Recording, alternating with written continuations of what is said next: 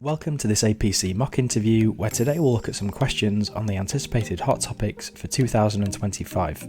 This will include coverage on key updates including the RICS Harris debate, focusing on the impact of artificial intelligence on the profession, the RICS 2025 business plan, the impact of UK and US election results on the industry, and much more. During the interview, we're going to look at each question in depth and explain some of the answers you can give, and I really hope this helps improve your understanding of the anticipated hot topics for 2025. The first area we'll take a look at is the impact of artificial intelligence on the industry, and a question we may receive on this area is, can you please explain your understanding of the RICS Harris debate? And to address this, candidates can advise that the Harris debate is organised annually by the RICS and provides a platform to address ethical concerns in the field of surveying and valuation. The debate honours Jonathan Harris, a former RICS president known for his contributions to professional development and education. A follow-on question we may receive is, can you explain what was discussed during the Harris debate in 2024? And to address this, candidates can advise that the debate focused on the theme of ethics in the age of artificial intelligence and its impact on valuation practices. The debate explored the ethical implications of incorporating artificial intelligence into valuation and surveying as AI becomes more integrated in these fields. Another question we may receive on this area is, can you please explain your view on the use of AI for the purposes of property valuation? And to address this will be largely dependent on the candidate's own views. However, a particular viewpoint may be that artificial intelligence does have the potential to offer greater accuracy and efficiency when carrying out a valuation. AI algorithms are able to evaluate other comparable properties and pinpoint an estimated valuation, and applications currently exist that take into account factors such as satellite imagery, crime rates, market trends, and regional economic factors. However, current drawbacks of AI are that site-specific abnormals such as property condition and special values cannot always be considered. There is also a susceptibility to a reliance on bad data, which can reduce the accuracy of the AI-generated inputs. AI can offer advantages with providing access to a wide array of data and greater efficiencies when used as a data collection and processing tool. However, in its current stage of development and into the future, it may always be critical to have significant input from a human appraiser standpoint in order to undergo rigorous checks and due diligence. A follow-on question we may receive on this area is, can you please explain the ethical concerns regarding the adoption of AI for the purposes of valuation? And to address this, candidates may advise that it's important to consider that AI algorithms do rely heavily on data, and if this data is inaccurate, incomplete, or intentionally weighted following biased data input, then this can dramatically skew results in the favour or to the detriment of the parties involved. There are also great issues around transparency of the data input and analysis, with operators of AI not always fully cognizant of how results have been generated. In order for a valuation to be compliant with RICS valuation standards, transparency of how the value has been determined is key. And there is a perception that AI models are often regarded as closed boxes, where even creators can't fully explain how decisions have been made. Therefore, to run a valuation with sole AI input is not currently compliant with current regulations and industry standards. Look, if you're finding this video useful so far and you're serious about passing your APC, we put together a question and answers revision guidebook, and this will save countless hours compiling revision notes and contains over 1,000 questions and answers based on real-life APC interviews. It also contains example submission documents and explained step-by-step how to complete the APC. Along with the step-by-step guide, there is also a free APC diary template, along with revision mind maps on the RICS hot topics to support your revision. The study guide has helped around 90% of my colleagues pass their APC first time, and I really hope you find this a useful resource when preparing for your APC. Grab it now using the link in the description below. We'll now take a look at some questions regarding the economic factors that can have an impact on the construction and property industries. The first question we'll take a look at on this area is, what impact will the UK Labour government's election have on the property and construction industries? And to address this, candidates may advise, regarding house building targets, the Labour government has pledged to build 1.5 million homes over the next parliamentary term, and they have reinstated mandatory housing targets and updating the National Planning Policy Framework in order to achieve this. There has also been a promise of significant investment within infrastructure projects, with significant funding planned for public infrastructure, including transportation networks, renewable energy projects and urban development. This will create opportunities for large-scale construction projects and is likely to drive economic growth and job creation.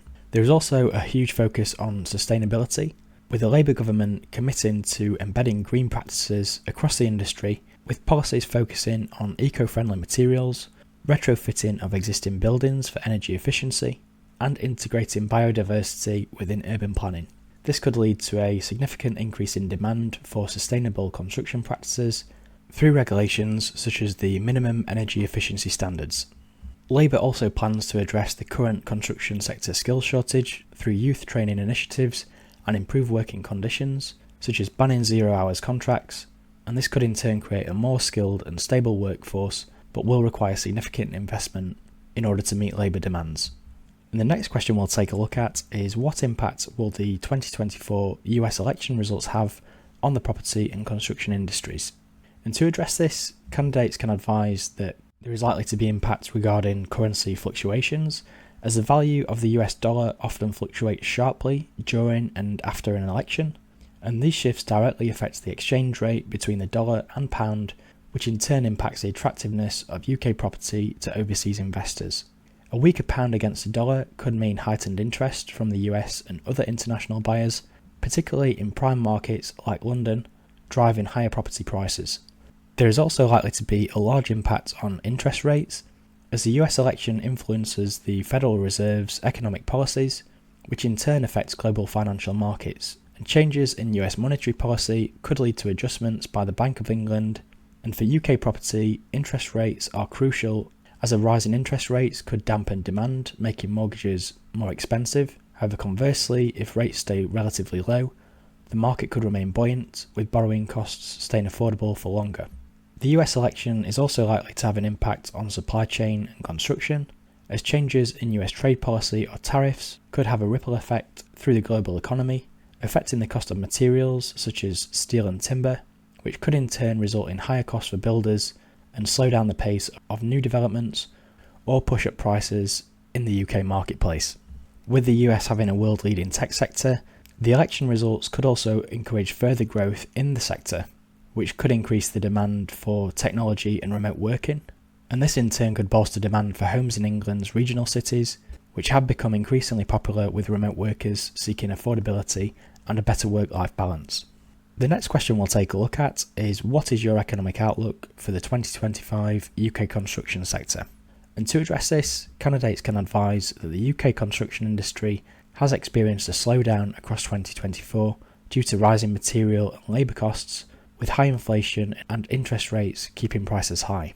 Due to falling inflation and small interest rate cuts towards the back end of 2024, material prices such as steel, chipboard and plastic piping are now starting to soften, and these market shifts should result in material price reductions entering into 2025 and create increased affordability for developments that may have been postponed due to them being previously unviable. A further key challenge remains in that there is a persistent skills shortage ongoing, which has been exacerbated by Brexit's impact on labour supply. This shortage is pushing up costs, making it vital for the industry to invest in apprenticeships and training programmes. Environmental sustainability also remains a key priority for the Labour government, which should support a continued shift and preference for sustainable building methods and products. These are typically more expensive, which will see a trade-off between affordability and sustainability for larger scale developers. We'll now take a look at some questions regarding sustainability, which remains a key area of focus for the RICS going into 2025. And the next question we'll take a look at is, can you please explain your understanding of what happened at Conference of the Parties 29? And to address this, candidates can advise that COP29 was held in Baku, Azerbaijan, in November 2024, and this focused on addressing the climate change finance gap through the Loss and Damage Fund designed to support vulnerable nations. Some progress was made on working towards a global carbon market, where the buying and selling of carbon emissions is facilitated to help reduce global emissions, and this market would incentivise global emissions for companies, countries and other entities. By putting a price on carbon, it incentivises industries to innovate and invest in cleaner technologies and help to reduce the global carbon footprint. Progress was also made on the NCQG, or New Climate Financial Goal, and this was to replace the previous $100 billion goal, and this intended to ensure that sufficient financial resources are mobilised in order to support developing countries to address the impacts of loss and damage from climate-related disasters. A consensus on the amount and scope of funds required was discussed during COP29. A follow-on question we may receive on this area: can you please explain your understanding of the term global carbon market? And to address this, candidates can advise that this refers to an international system that allows for the buying and selling of carbon emissions, allowances or credits. It is designed to help reduce global greenhouse gas emissions by putting a price on carbon to incentivise countries, companies and other entities in order to innovate and invest in cleaner technologies and help to reduce the global carbon footprint. Another question we may receive is: can you please provide a high-level overview of the RICS Sustainability Report for 2024? And to address this, candidates can advise that the RICS Sustainability Report provided a detailed analysis of the current state of sustainability within the built environment sector. The key findings included, first of all, the identification of an increased market demand for green buildings. However, the adoption of sustainable practices remains limited. High upfront costs and insufficient government incentives form significant barriers to widespread implementation of greener building methods. The report also highlighted a need for consistent sustainability measurement across projects, and tools like the RICS Whole Life Carbon Assessment does aim to address this issue by providing a unified framework for assessing and reducing carbon emissions throughout a building's life cycle. The RICS emphasises that the level of commitment and action needs to increase substantially in order to achieve 2050 net zero targets, and the RICS continues to play a pivotal role in shaping sustainability policies and standards globally. Its involvement in initiatives like the UN's Buildings Breakthrough highlights the importance of harmonising sustainability standards worldwide.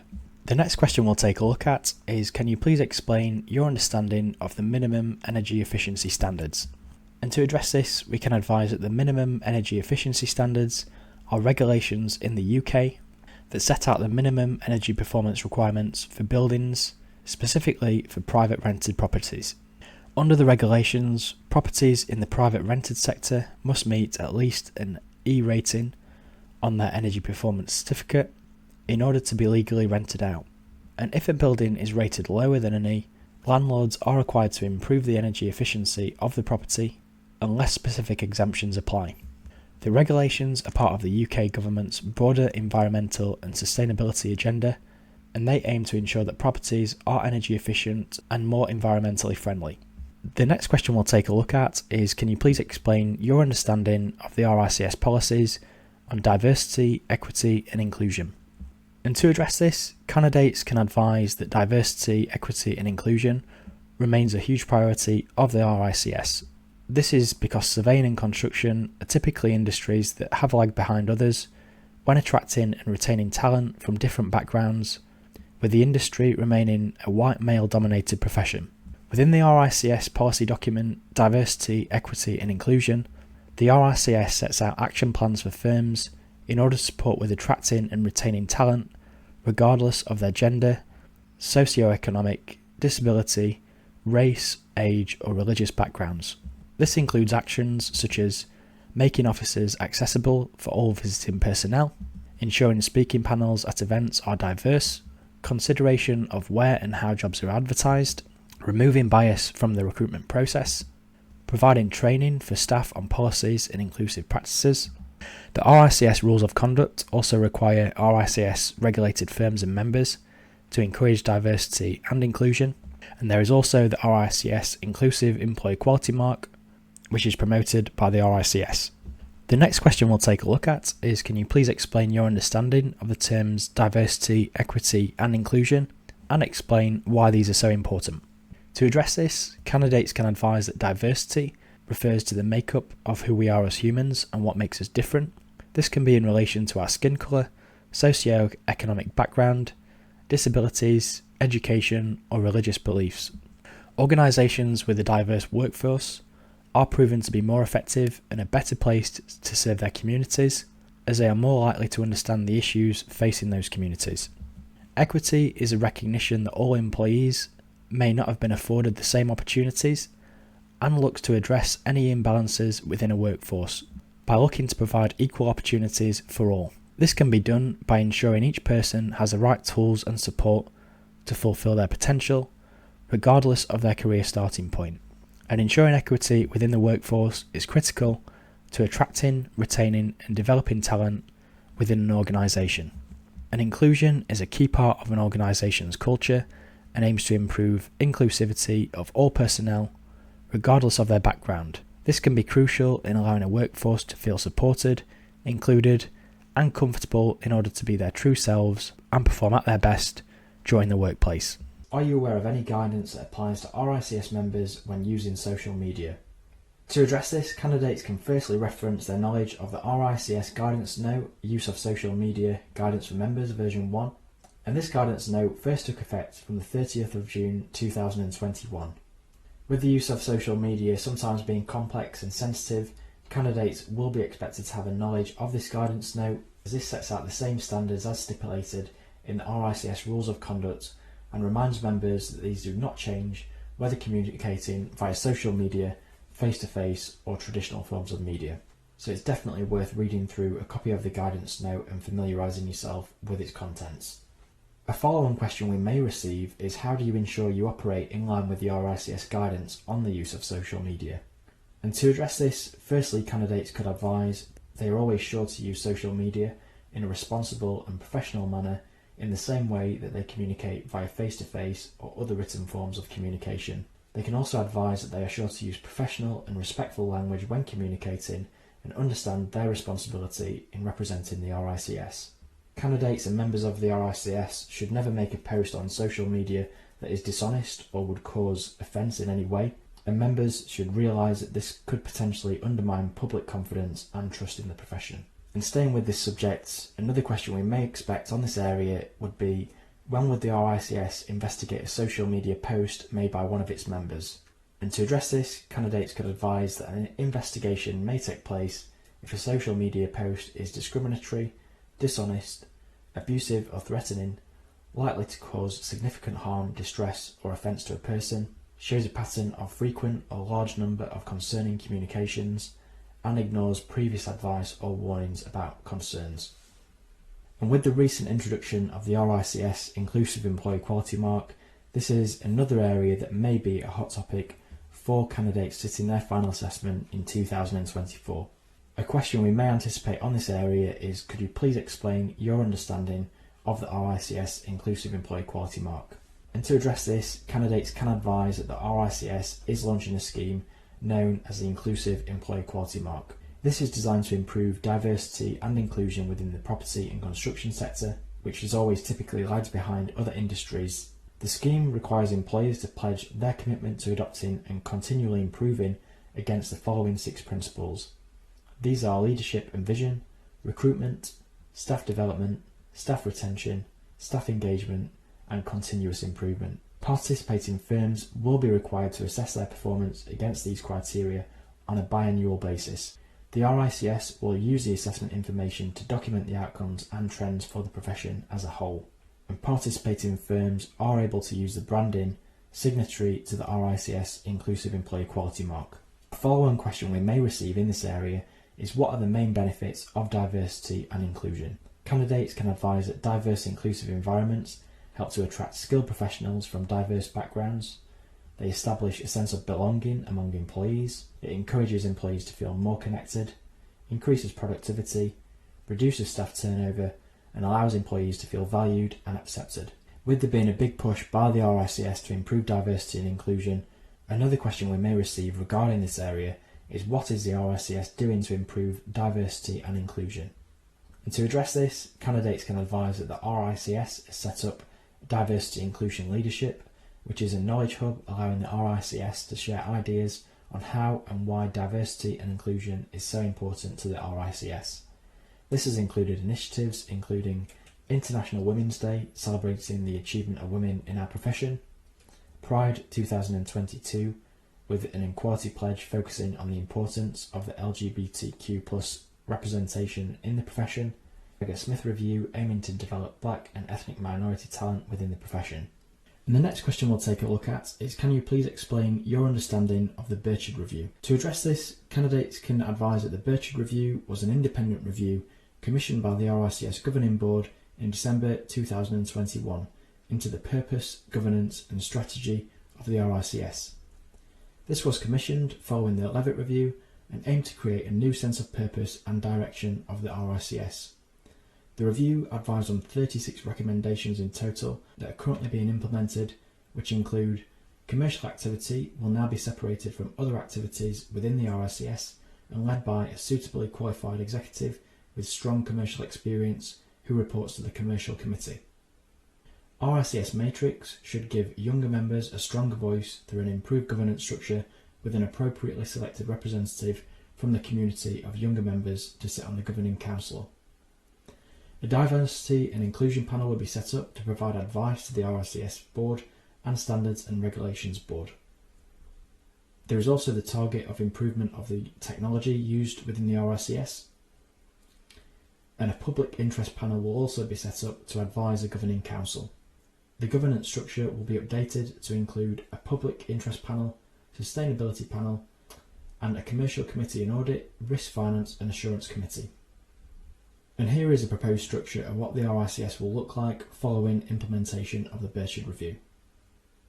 And following the updated definitions of professional standards and practice information, this question again is another area that may be a hot topic for APC candidates.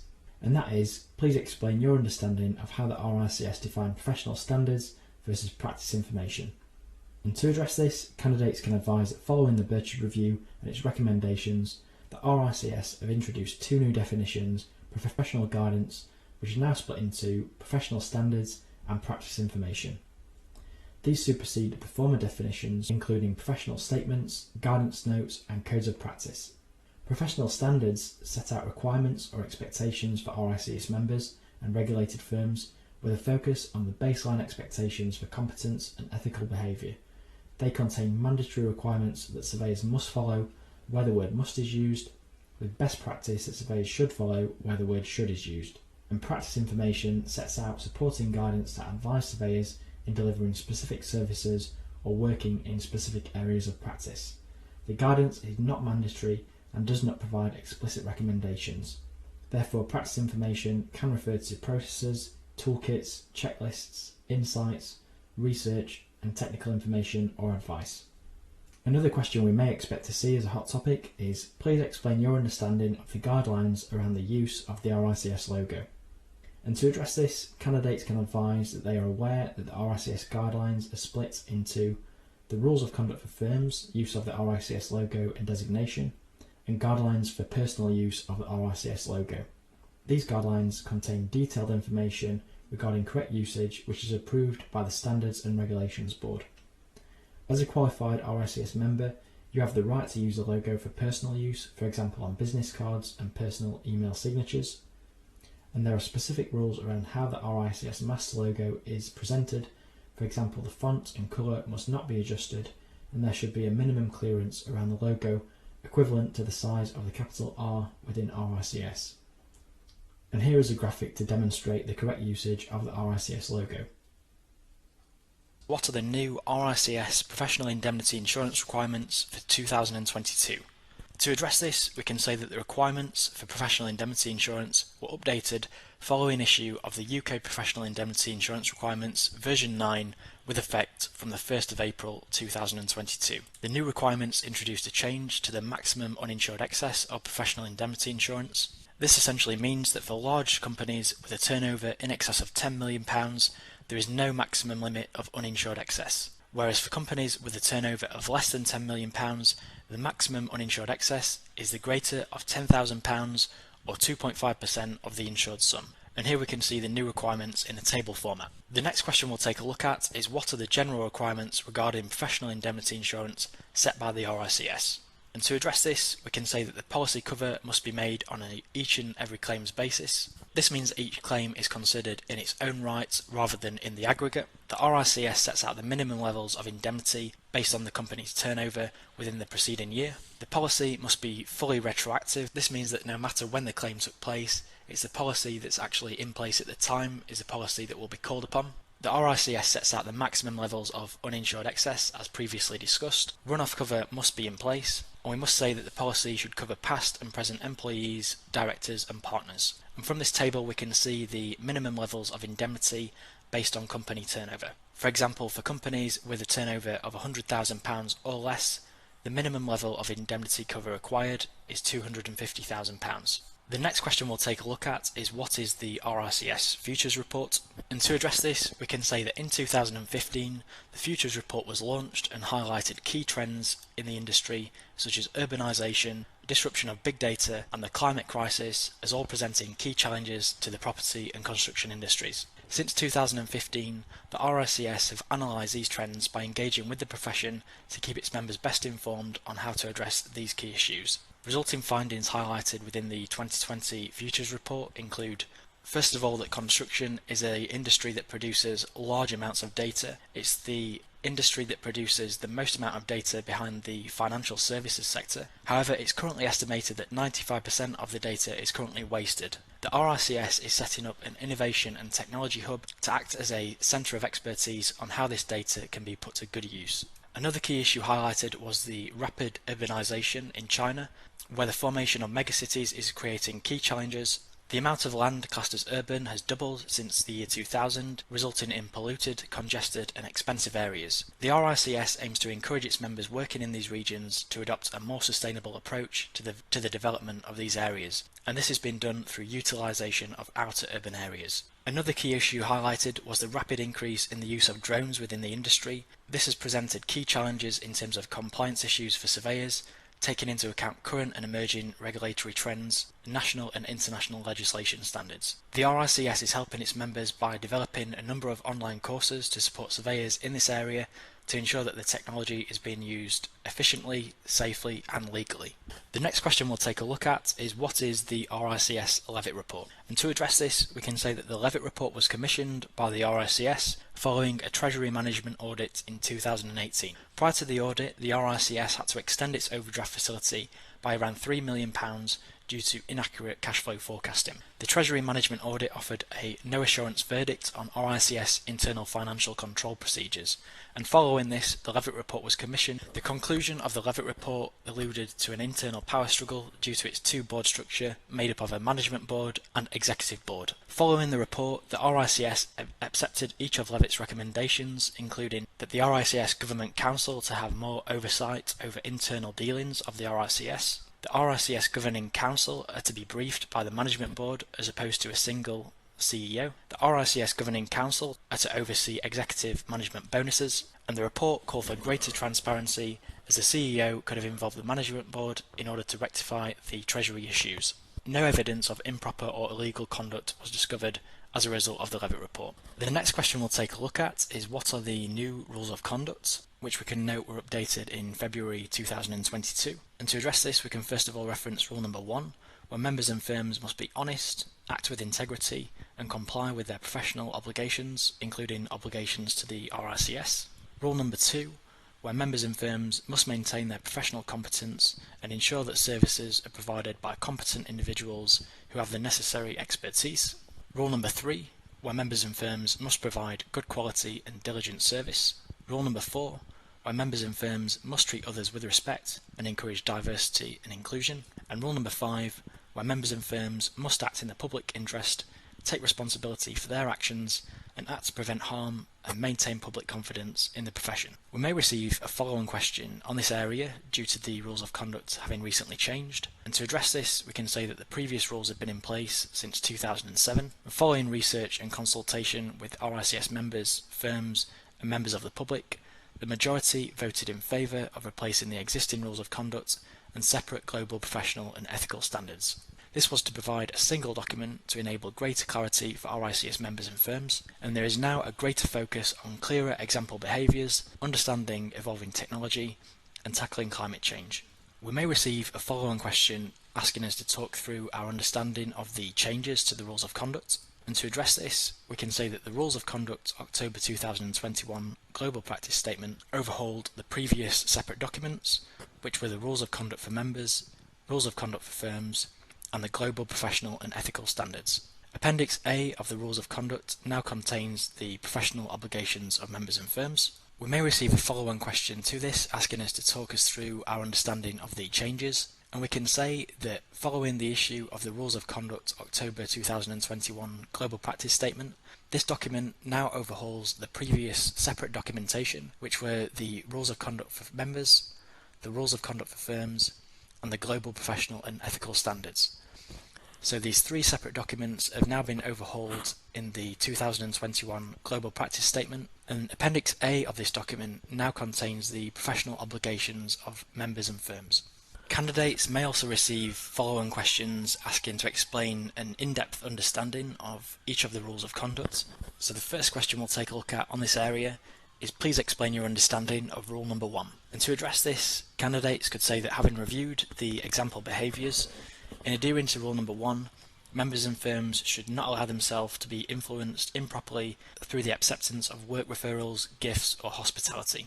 Members and firms must also be sure to identify conflicts of interest and not provide services or advice where these conflicts of interest occur. This could be a scenario, for example, where you have reduced impartiality due to an existing relationship, for example, being friends with a main contractor who has subsequently been selected to submit a tender would form a conflict of interest that would need to be reported. If asked to explain your understanding of rule number 2, candidates could reference that ensuring compliance with rule number 2, members and firms must only act for clients where they have the necessary knowledge, skills and resources to carry out the work competently. Firms must supervise any employees or subcontractors undertaking work on their behalf. For example, requesting that a junior surveyor undertakes a complex valuation due to resourcing issues would create problems in achieving compliance with this rule. Instead, an experienced and suitably qualified surveyor should be asked to undertake the valuation. In explaining our in-depth understanding of rule number 3, candidates could reference that as an RICS member or regulated firm, we must be sure to understand a client's project-specific requirements before acting on their behalf. The client's scope of services should be agreed, along with any exclusions and timescales for achieving each of the deliverables before signing up to formal terms of engagement. In explaining our understanding of rule number 4, candidates can advise that the RICS expects its members to respect the rights of others and treat others with courtesy. We need to ensure that everyone is treated fairly and look to eliminate any instances of discrimination on the basis of disability, gender, pregnancy, race, religion, or sexual orientation. RICS members and firms also need to adopt a no-tolerance policy to bullying or harassment. In explaining our understanding of rule number 5, candidates can advise that members and firms are required to question practices and decisions that they suspect are not right and raise concerns with colleagues, senior management, clients or the RICS. When making public statements, we need to ensure that these do not undermine public confidence in the profession. When receiving and processing complaints, we need to ensure that these are dealt with promptly, openly and professionally. In complying with rule number 5, a useful sense check to ensure compliance is to ask ourselves if we would be comfortable in standing behind our actions if these were brought into the media or a public forum. We may also receive a question checking our understanding of the professional obligations of members. And to address this, firstly, we need to reference that members must comply with the CPD requirements set by the RICS, which requires 20 hours of CPD for each calendar year, 10 hours of which must be formal CPD. Secondly, that members must cooperate with the RICS. And thirdly, that members must promptly provide all information reasonably requested by the Standards and Regulation Board or those exercising delegated authority on its behalf. Candidates may also receive a question checking their understanding of the professional obligations of firms. And to address this, first of all, they must reference that firms must publish a complaints handling procedure, which includes an alternative dispute resolution provider approved by the RICS, and they must also maintain a complaints log. Number 2, that firms must ensure that all previous and current professional work is covered by adequate and appropriate professional indemnity cover. Number 3, that firms with a sole principal must make appropriate arrangements for their professional work to continue in the event of their incapacity, death or absence or inability to work.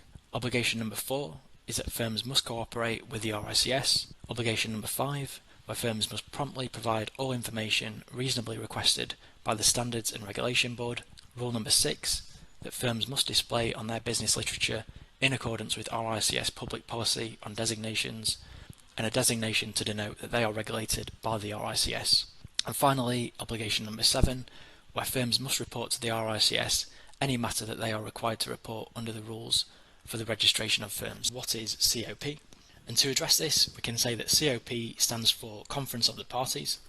The summit was attended by the countries that signed the United Nations Framework Convention on Climate Change, and this was a treaty that came into force in 1994. The conference takes place every year where member countries come together to discuss progress on previous agreements and put in place future initiatives to tackle climate change. The next question we'll take a look at is how does this relate to the Paris Agreement? And to address this, we can say that at the COP21 meeting in Paris in 2015, the Paris Agreement was formed.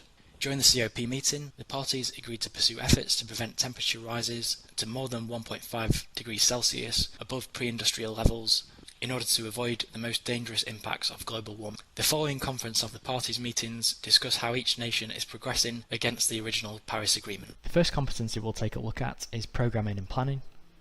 And the first question we'll take a look at under this competency is what is concurrent delay?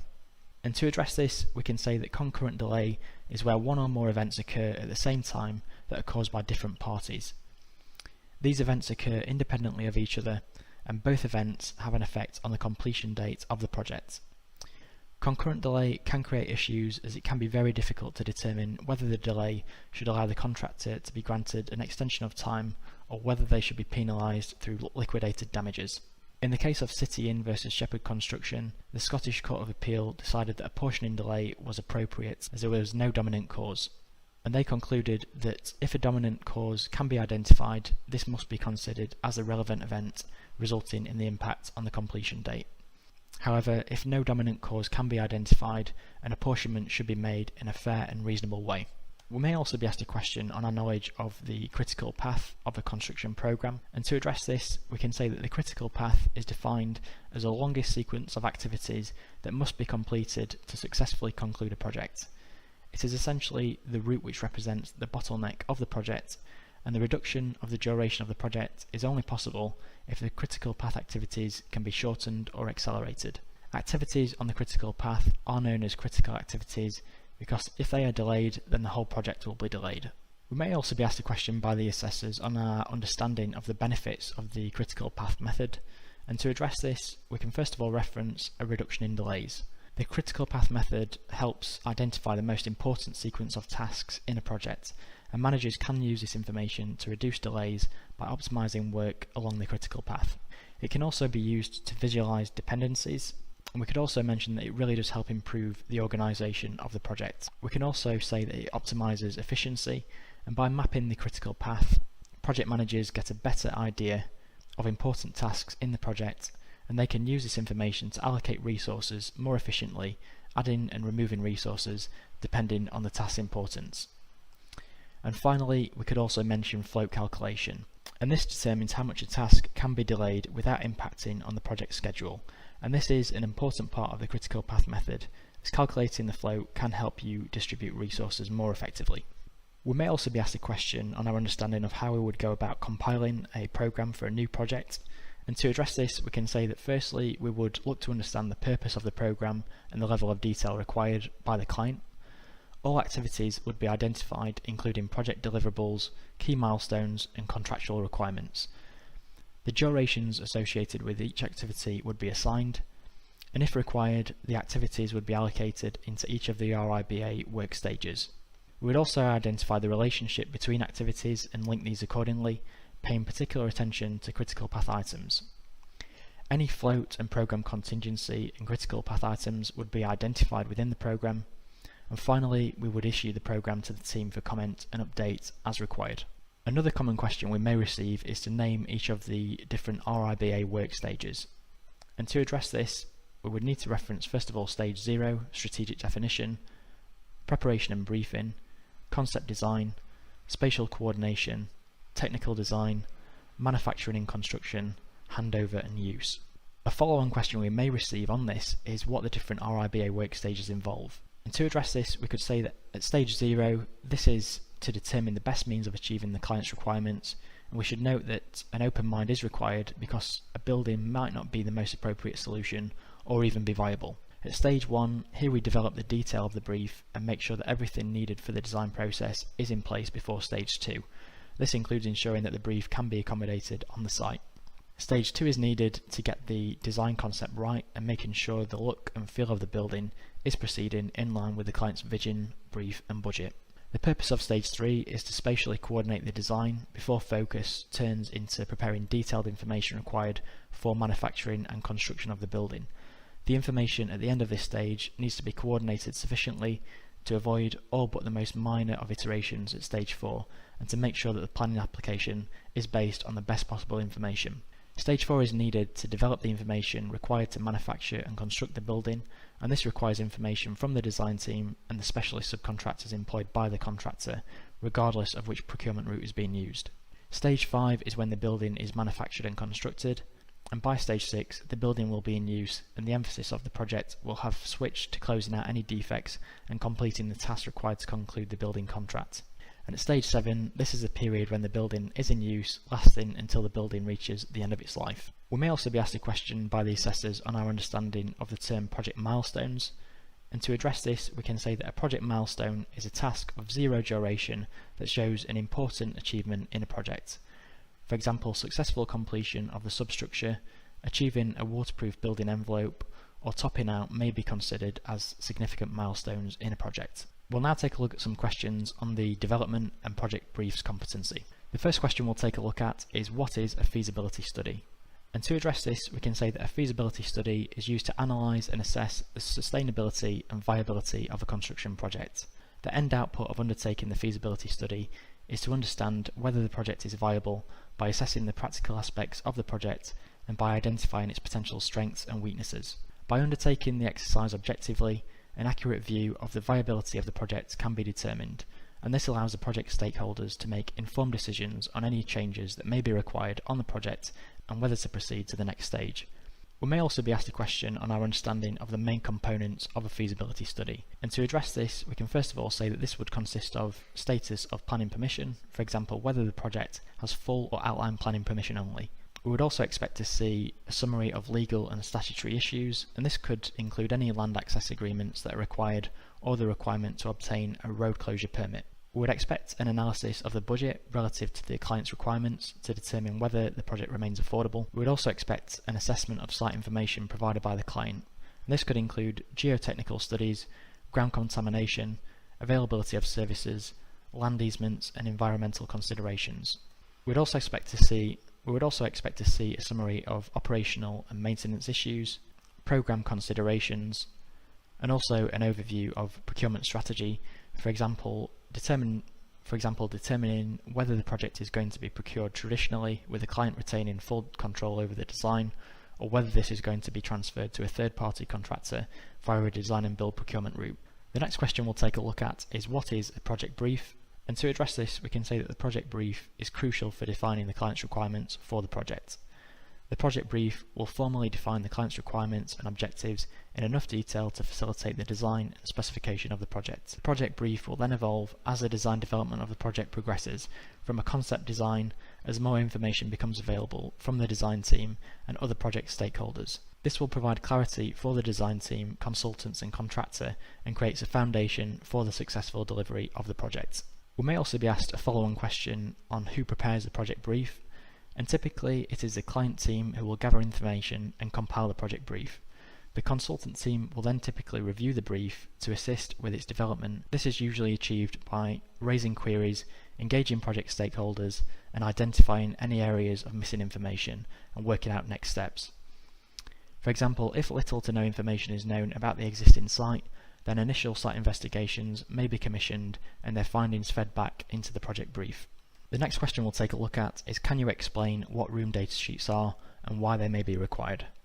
To address this we can say that room data sheets provide a detailed description of the finishes, fixed furniture and equipment, acoustic, mechanical and electrical requirements that are applicable to each room of the development. They are regarded as a key method of supplementing the main project brief and confirming the client requirements for each room or area in detail to the project team and main contractor. When a contract agreement is finalised, the room data sheets will typically form part of the employer's requirements. We'll now take a look at some questions focused on the managing projects competency. Under this competency, we may be asked a question on our understanding of a project execution plan. To address this, we can say that the project execution plan describes who does what and how, defining the policies, procedures and priorities that will be adopted. It could be described as a methodology to deliver the project. We may also be asked a follow-on question to this on our understanding of what a project execution plan should contain. I could say firstly that this would include a project definition, a project programme, a cost plan, cost management and accounting procedures, contracting and procurement strategy, roles, responsibilities and authorities, monitoring and reporting strategies, health and safety strategy, and any strategy for soft landings including business change and staff training requirements. The next question we'll take a look at is what is a project audit, and to address this we can say that a project audit provides an opportunity to review the project challenges, risks and processes and reflect if this is still meeting core objectives. The audit could be carried out mid-term or at the end of a project when lessons learned are established. We may also receive a level 2 question asking how we went about managing the performance of the project team. This is going to be personal to your own experience, however to assist with addressing this we could firstly reference use of performance appraisals against key performance indicators, monthly reviews and project reviews, constantly reviewing the team's scope of services and monitoring delivery of the project team. We could also make reference to weekly progress meetings where updates are requested from each discipline to provide updates on their deliverables. We may also be asked a high-level question on our view on what the role is of a project manager. We could firstly say that this is subject to my professional appointment with my client. Generally, my role is to manage the project team and drive the successful completion of the project and its objectives. We'll now take a look at some questions focusing on the construction technology competency. Under this competency, we may be asked a question on our knowledge of the different types of pile foundation methods. And to address this, we can first of all reference sheet piles, secant piles, board piles, and precast piles.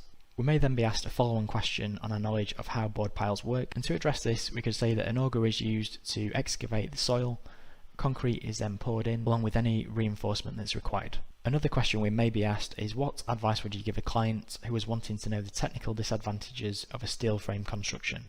And to address this we could say that we would make the client aware that the steel frame requires fire protection, parts or individual parts may need replacing over time.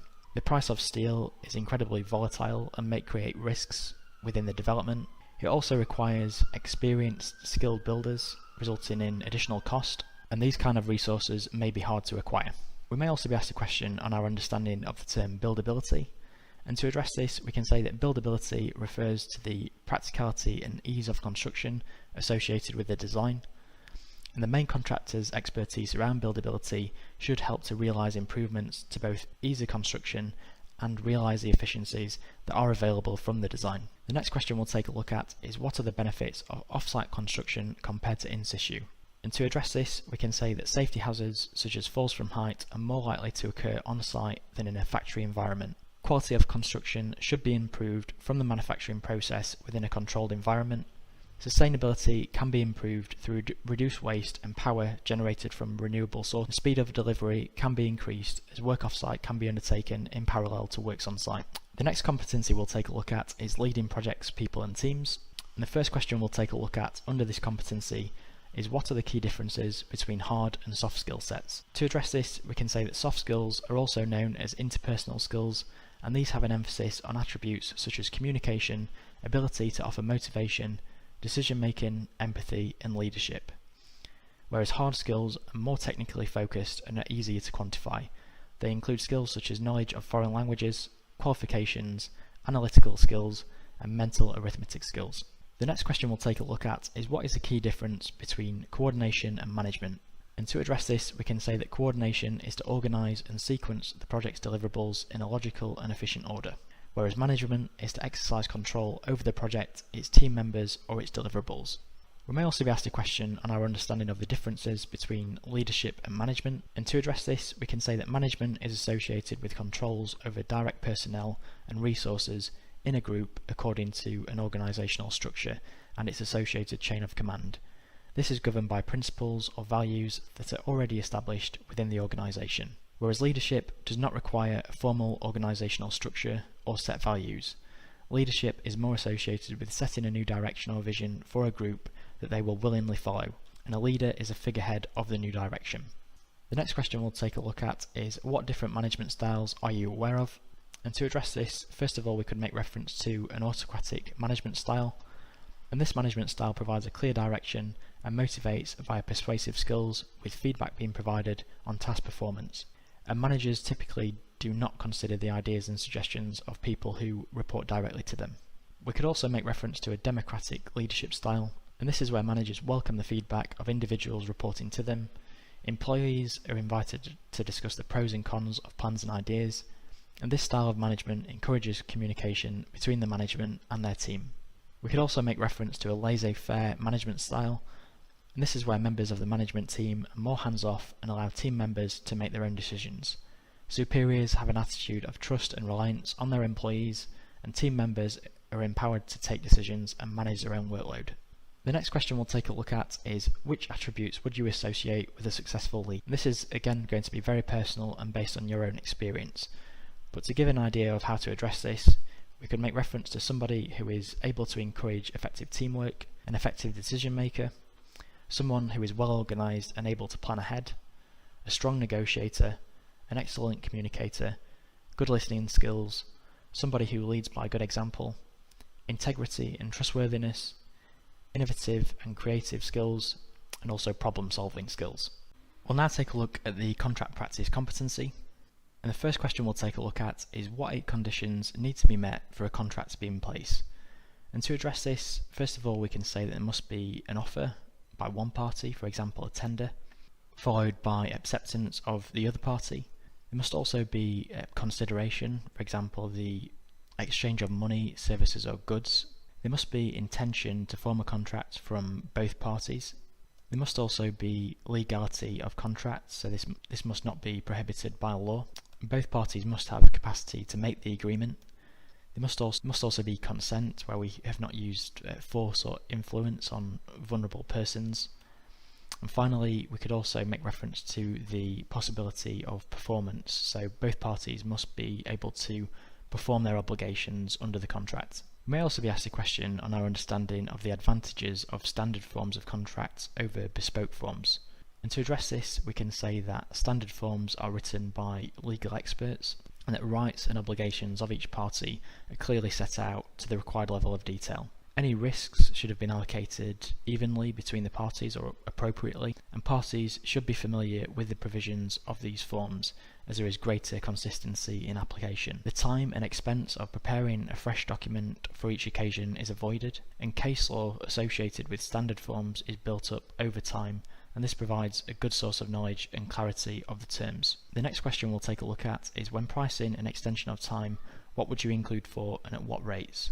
And to address this, we can say that when pricing an extension of time, I would include costs for prolongation of site cabins, site utilities and welfare, the facilities, management of staff, security, cleaners, and any inefficient use of labour and plant resources. And we'd also price for subcontract mobilisation costs, head office, finance charges and loss of profit. The next question we'll take a look at is, which factors would you consider when advising a client on which contract to use?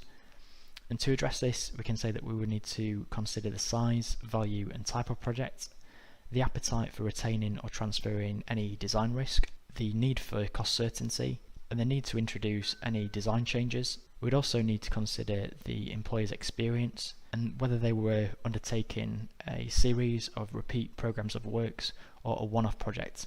Depending on your experience and what you've referenced in your submission, you may also be asked a question on why you should use a JCT minor works form of contract. And we could say here that this would be adopted on smaller basic construction programs where the work is of a straightforward nature, and they are normally adopted on schemes of a simple nature, for example retail fit-outs. Provisions for sectional completion and fluctuation of material price adjustments are limited in comparison to other JCT forms of contracts, and they are suitable for projects with a traditionally procured design. We may also be asked a question on when we would look to use a JCT design and build form of contract. And to address this, we can say that a D&B contract would be used for projects where the main contractor is retaining risk for both the design and construction of the project. They are to be adopted when the client has an appetite to transfer design and construction risk to the main contractor, and when the client does not necessarily want to exercise a strong control over the design. We could also say that they contain detailed provisions around sectional completion,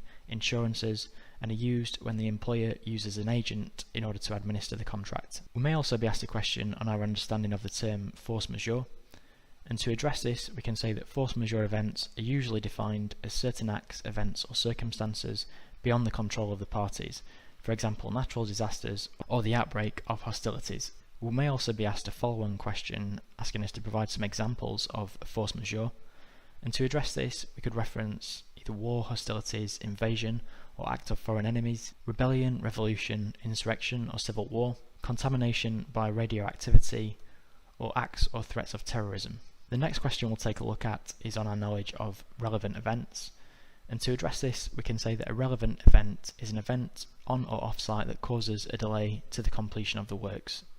For example, a relevant event could be something that happens during the design and manufacture process to delay things, or a site event that prolongs the installation of the works.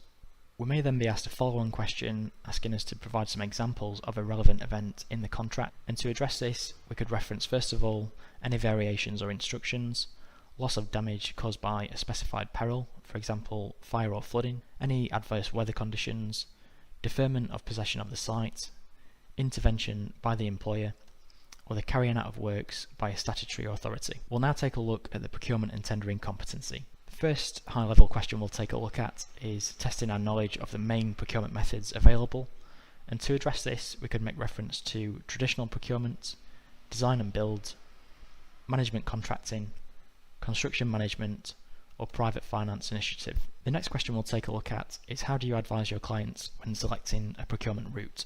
And to address this, we can say that when advising clients in the past, I've always been sure to give due consideration to the client objectives surrounding cost, time, design control, quality assurance, risk transfer. For example, a design and build procurement route offers a good risk transfer, but there are trade-offs against paying risk premiums and loss of design control when compared to traditional procurement. The next question we'll take a look at is of our understanding around how the traditional procurement method works. And to address under traditional procurement, the design is completed by the client's design team before competitive tenders are invited and a main contractor appointed to build what the designers have specified. The contractor takes responsibility and financial risk for the construction of the works to the design produced by the client's design team for the contract sum within the contract period. The client then takes responsibility and risk for the design and any design team performance. The next question we'll take a look at is on the project finance competency. What is the difference between project finance and project funding? And to address this, we can say that funding is a source providing money that will be used to pay for a project and or its operating costs without cash and payback being required. Typical funding sources can include government grants, private donations, and income from a project such as rents or farebox revenue. Whereas financing refers to arrangements to disperse capital today in return for future repayments.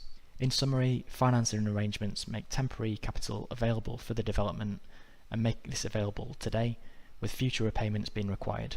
And financing often comes in the form of debt such as a mortgage or development loan.